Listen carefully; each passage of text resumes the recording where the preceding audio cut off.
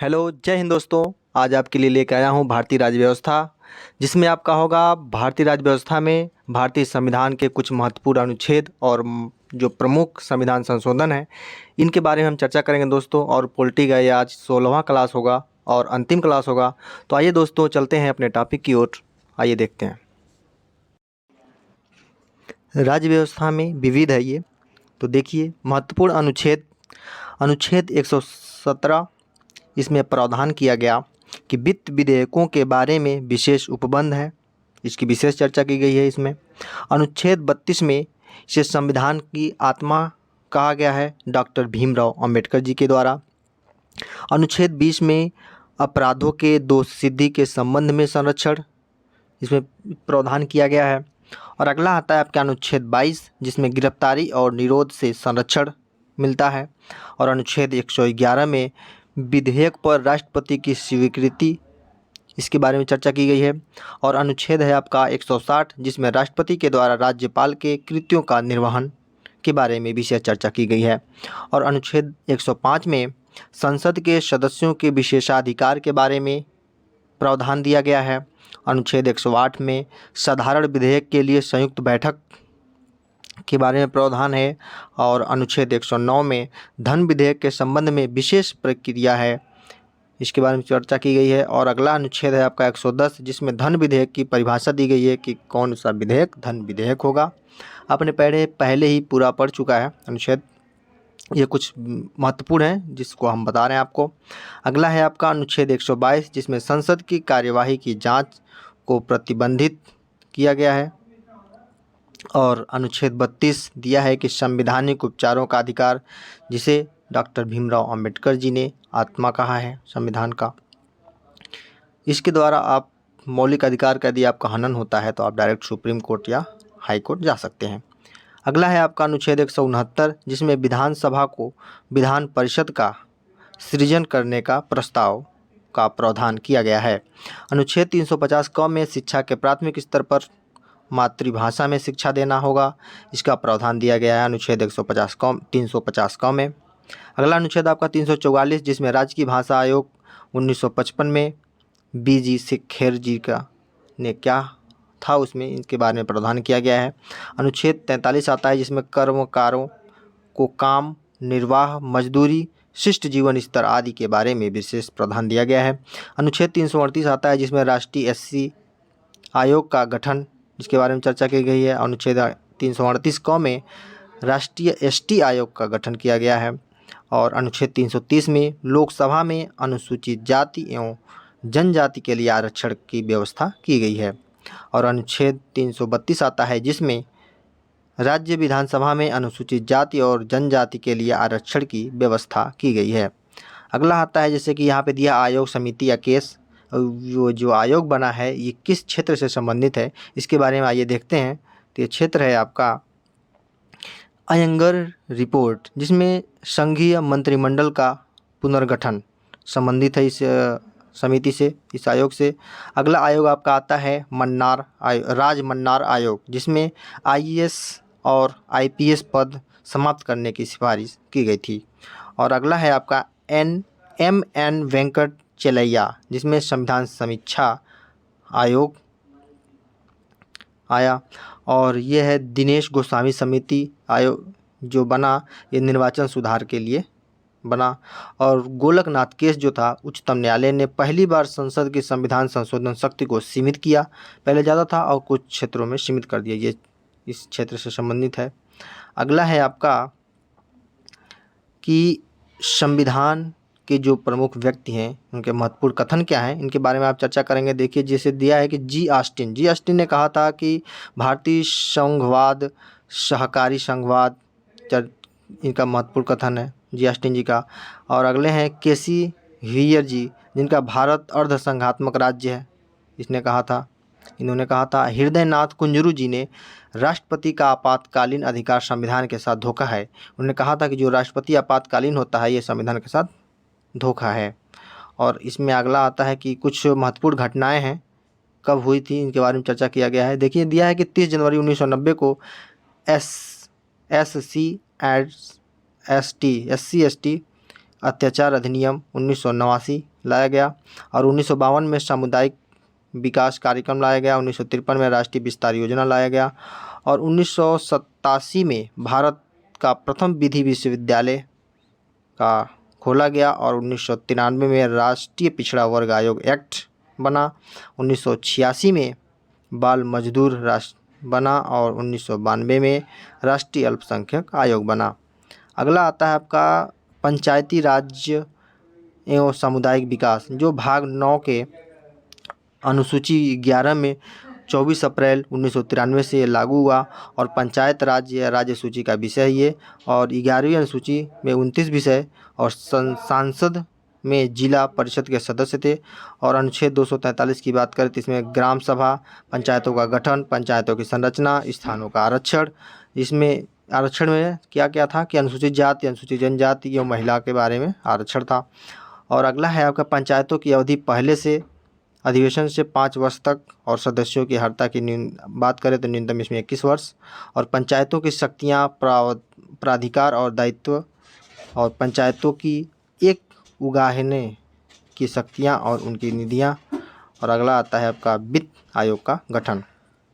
ताइए इसी क्रम में आगे चलते हैं और देखते हैं कि प्रमुख संविधान संशोधन जो दिए गए हैं आपको हम बताते हैं। जैसे कि प्रथम, इसमें सारे संविधान संशोधन नहीं दिए गए दोस्तों, पहले बता दूं आपको। इसमें जो प्रमुख हैं, जो परीक्षा में आने महत्वपूर्ण है, वही दिया गया है। जैसे कि है प्रथम संविधान संशोधन अधिनियम 1951 में। इसमें क्या प्रावधान किया गया कि इसमें संविधान में 9वीं अनुसूची को जोड़ा गया। इस अनुसूची में उल्लिखित विषयों को न्यायालय की न्यायिक पुनर्विलोकन की शक्ति से बाहर कर दिया गया। और अगला है आपका 7वां संविधान संशोधन 1956। इसके द्वारा भाषा के आधार पर राज्यों का पुनर्गठन किया गया तथा पहले की तीन श्रेणियों को समाप्त कर 14 राज्यों एवं 6 केंद्र शासित प्रदेशों में विभाजित किया गया। और अगला आता है आपका 10वां संविधान संशोधन अधिनियम 1961, जिसमें दादरा और नागर हवेली को भारतीय संघ में जोड़ा गया। इसे केंद्र शासित राज्य बनाया गया उसी समय 10वां संविधान संशोधन के द्वारा। और 11वां संविधान संशोधन अधिनियम 1961 हुआ, जिसमें राष्ट्रपति या उपराष्ट्रपति के निर्वाचन को उपयुक्त निर्वाचन मंडल में रिक्तता के आधार पर चुनौती नहीं दी जा सकती है, इसका प्रावधान किया गया। और 12वां संविधान संशोधन अधिनियम 1962 में गोवा, दमन और दीव और भारतीय संघ में शामिल किए गए 2 राज्य इसमें कौन कौन से थे? गोवा थे और दमन और दीव, इस 12वें संविधान संशोधन के द्वारा। अगला आता है आपका 24वां संविधान संशोधन अधिनियम 1971, जिसके तहत संसद संविधान के किसी भी हिस्से में संशोधन कर सकती है। तो इसमें प्रावधान किया गया कि मूल अधिकार में भी यह संशोधन कर सकती है संसद, जो इसका प्रावधान 24वां संविधान संशोधन के द्वारा 1971 में किया गया। अगला आता है आपका 31वां संविधान संशोधन अधिनियम 1973, जिसमें कहा गया कि लोकसभा सीटों की संख्या 525 से बढ़ाकर 545 किया गया। और 36वां संविधान संशोधन अधिनियम 1975, जिसमें भारतीय संघ में सिक्किम को पूर्ण राज्य का दर्जा प्राप्त किया गया। पहले ये केंद्र शासित प्रदेश था और 1975 में इसे पूर्ण राज्य का दर्जा दे दिया गया। किसे? तो सिक्किम को। अगला आता है आपका 42वां संविधान संशोधन अधिनियम 1976। इसके द्वारा प्रस्तावना में समाजवादी, पंथ निरपेक्ष तथा अखंडता शब्द को जोड़ा गया। और इसी में ही भाग 4 क में नागरिक के मूल कर्तव्यों को जोड़ा गया। और इसी में ही राष्ट्रपति को मंत्रिमंडल की सलाह मानने के लिए बाध्य किया गया, 42वां संविधान संशोधन 1976 के द्वारा। और अगला आता है आपका 44वां संविधान संशोधन, बहुत ही महत्वपूर्ण है। 42वां 44वां ये बहुत महत्वपूर्ण है। ये 44वां संविधान संशोधन अधिनियम 1978, जिसमें राष्ट्रपति के द्वारा विधेयक को पुनर्विचार के लिए एक बार वापस भेजने की शक्ति प्रदान की गई। और राष्ट्रीय आपात के संदर्भ में आंतरिक अशांति शब्द के स्थान पर सशस्त्र विद्रोह रखा गया। जिससे कि राष्ट्रीय जब आपात लगता है, कोई बाह्य आक्रमण हो जाए, उसी का नाम बदलकर, जैसे पहले क्या था, आंतरिक अशांति, देश के अंदर अशांति फैल जाए तब राष्ट्रीय आपात लगता है, तो उसी के जगह पे कर दिया गया सशस्त्र विद्रोह। अगला है इसी में ही 44वें संविधान संशोधन में ही संपत्ति के अधिकार को प्राप्त मूल अधिकार का दर्जा समाप्त कर इसे विधिक अधिकार का दर्जा प्रदान किया गया। और 44वें संविधान संशोधन 1978 के अंतर्गत ही राष्ट्रीय आपात के दौरान अनुच्छेद 20 एवं 21 द्वारा प्रदत्त मूल अधिकार को निलंबित नहीं किया जा सकता। इसमें क्या है, जीवन जीने का अधिकार है, तो ये तो थोड़ी नहीं समाप्त किया जाएगा, तो ये निलंबित नहीं होता है। और अगला है आपका 52वां संविधान संशोधन 1985। इसके तहत संसद एवं राज्य विधानमंडल के सदस्यों को दल बदल के मामले में अयोग्य घोषित करने की व्यवस्था है। इसके लिए 10वीं अनुसूची जोड़ा गया। 10वीं अनुसूची कब जोड़ा गया, तो 52वें संविधान संशोधन 1985 के द्वारा, याद रखिएगा। अगला आपका आता है 58वां संविधान संशोधन अधिनियम 1987, जिसमें संविधान का प्राधिकृत पाठ हिंदी भाषा में उपलब्ध कराया गया। आइए आगे देखते हैं। तो आगे आपका अगला है कि 61वां संविधान संशोधन 1988। ये 1988 दिया गया है फिलहाल, लेकिन यहाँ होगा 61वां संविधान संशोधन 1989, जिसमें नागरिकों के मतदान करने की न्यूनतम आयु 21 वर्ष से घटाकर 18 वर्ष कर दिया गया।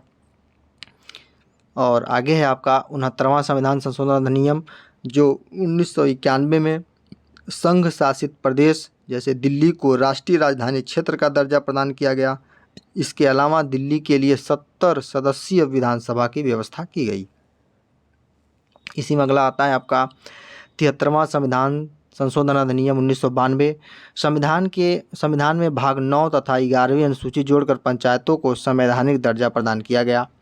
74वें संविधान संशोधन अधिनियम 1992, जिसमें संविधान में भाग 9 क तथा 12वीं अनुसूची जोड़ी गई। और इसी में ही इसके द्वारा शहरी स्थानीय निकायों को संवैधानिक दर्जा प्रदान किया गया। अगला आता है 84वां संविधान संशोधन अधिनियम 2001, जिसमें लोकसभा एवं राज्य विधानसभा सीटों के पुनर्निर्धारण पर 25 वर्ष के लिए बढ़ा दिया गया, यानी कि 2026 तक इसे कर दिया गया है। और 86वां संविधान संशोधन अधिनियम 2002, जिसमें प्रारंभिक शिक्षा को मूल अधिकार का दर्जा प्राप्त किया गया है। देखिए बहुत ही इम्पोर्टेंट है, हमेशा परीक्षा में पूछा गया है। जिसमें कहा गया कि अनुच्छेद 21 क के तहत व्यवस्था की गई कि राज्य के 6 से 14 वर्ष तक की आयु के बच्चों के लिए निःशुल्क प्रारंभिक शिक्षा प्रदान करने की व्यवस्था करेगी सरकार।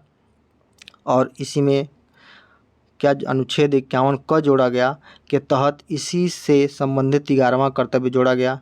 86वां संविधान संशोधन 2002 के द्वारा ही 51 क जोड़ा गया, जो 11वां कर्तव्य है। और इसी में ही अनुच्छेद 45 की विषय वस्तु बदली गई, जिसके तहत राज्य सभी बालकों को 6 वर्ष की आयु पूरी होने तक निःशुल्क व अनिवार्य शिक्षा देने के लिए उपबंध करने का प्रयास करेगा। अगला आता है आपका 91वां संविधान संशोधन 2003। इसके द्वारा मंत्रिपरिषद के आकार को सीमित किया गया, जो कि लोकसभा की कुल सदस्य संख्या के 15% से अधिक नहीं हो सकती है। आप पहले ही पढ़ चुके हैं। इसका मतलब ये हुआ कि जितनी भी लोकसभा की सीटें हैं, ठीक है, जितने मंत्रिपरिषद के आकार है, वो जो लोकसभा के कुल सदस्य हैं उनके सदस्य का 15% ही मंत्री बनेंगे। ये इसके प्रावधान किया गया इसमें।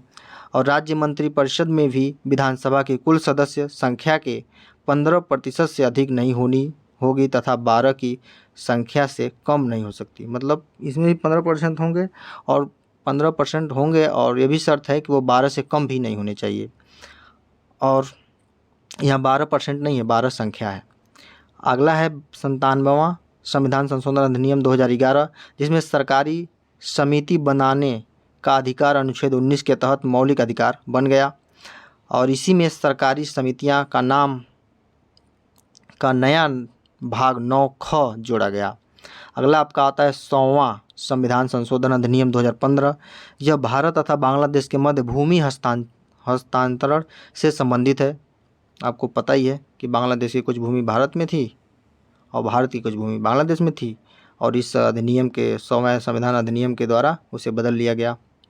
उसमें सरकार किसकी थी? बीजेपी की, यानी कि भारतीय जनता पार्टी। प्रधानमंत्री थे श्री नरेंद्र मोदी जी। और अगला आता है आपका 101वां संविधान संशोधन अधिनियम 2016। इसके तहत वस्तु एवं सेवा कर जीएसटी से संबंधित है, यह प्रावधान शामिल किया गया है। और इसे जीएसटी लागू कब हुआ, तो 1 जुलाई 2017 को शायद। और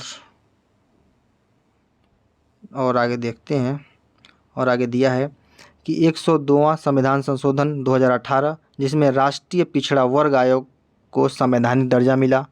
103वां संविधान संशोधन आता है 2019, जिसमें सामान्य वर्ग के गरीबों को आर्थिक आधार पर 10% आरक्षण की व्यवस्था की गई, कि जो सामान्य वर्ग के लोग हैं उनको आर्थिक रूप से 10% का आरक्षण दिया गया।